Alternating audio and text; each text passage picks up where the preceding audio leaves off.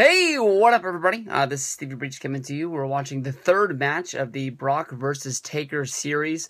This comes from No Mercy 2003. This is a Bikers Chain match. This, of course, was the main event of a SmackDown branded No Mercy 2003 show. There's no way to hide it. This was a bad match. The last two matches that we've watched, Unforgiven 2002 and No Mercy 2002, were classic matches between Brock and Taker that hold up the test of time. Honestly, when it came down to it, I really didn't remember this, but it was a quick Google search of Undertaker versus Brock matches that brought this one up.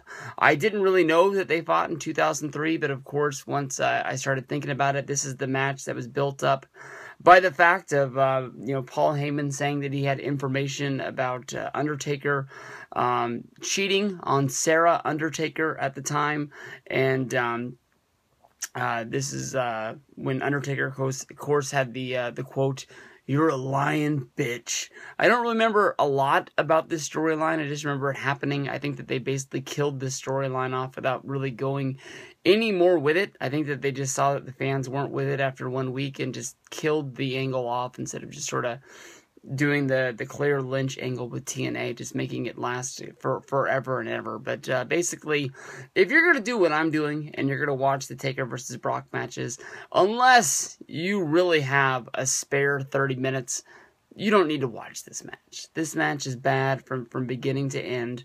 There's nothing to really highlight this match. This is a biker chain match, which of course is the playoff Undertaker being the Undertaker, biker man. And if you think about all of the on a pole matches throughout the history of time, none of them have really been all that spectacular. Basically, I'm not sure how high it is off of the ring. I don't think it's quite 10 feet, but off of the far corner, there's a pole reaching where if Undertaker or Brock climbed to the top rope and reached their hand up, they would be able to grab a biker chain, and whoever was able to grab the biker chain and be able to use it in the match would not be called for disqualification. It is what it is. It's just a match. Basically, they get into the ring. Basically, they're talking about Undertaker, and Undertaker's saying all the right things, that he's in better shape than he was last year. This is a much more complete Undertaker. This is just an all-out brawl. I mean, the fighting is the same as the last two matches, but honestly, I believe it's just that it's a biker chain on a pole match that just goes with it. I'm not really sure what the play up was, but there's one point when Undertaker goes at the corner to climb to the top of the pole to grab down the biker chain, and the lights go out. Taker overreacts. He doesn't know what's going on, so basically he jumps down from the top rope when the lights come back on. He's inside the ring, and he's turned around about to attack Brock Lesnar, who Brock thinks he's sneaking up on Taker because when the lights went out, he was down onto the ground. The announcers tried to play it off that it was some sort of a power outage, but I think this plays up into the end of the match, I think is where they pulled this off. During the match on the outside of the ring, Undertaker hits a tombstone on Brock Lesnar on top of the steel steps. I don't believe this was performed 100% right, or Brock is the best seller of all time. Brock is holding his neck, he's holding his shoulders.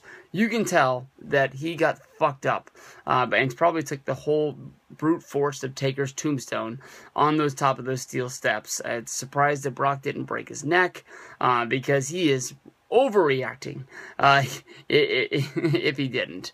In this match, you see a lot of Undertaker using a lot of the choke holds, UFC holds, jiu-jitsu holds that sort of he would take into like the Hell's Gate.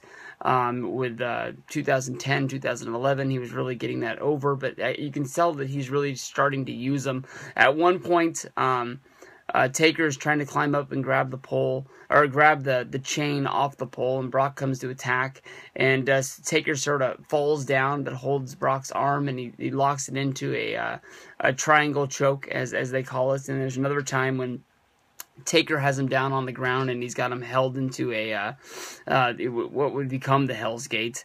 But lots of holds like that from Taker. There's another point when Taker's about to start climbing the pole to grab the biker chain, and the FBI, Nunzio, Palumbo, I believe O'Hare is the third guy, comes running out of the back.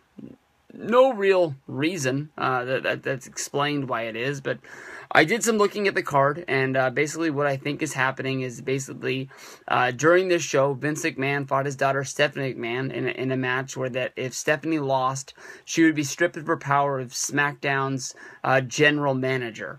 Vince got the win, so and then in the upcoming SmackDown, basically with Stephanie being removed, Paul Heyman became the general manager of SmackDown, who was the agent, manager, advocate, whatever you want to call it, of Brock Lesnar. I believe that the plan was already made in place for Paul Heyman to take over SmackDown with Vince McMahon, and that I believe, just easily connecting the dots, I believe that Paul Heyman promised something to the FBI to interfere in this match, so they came running out.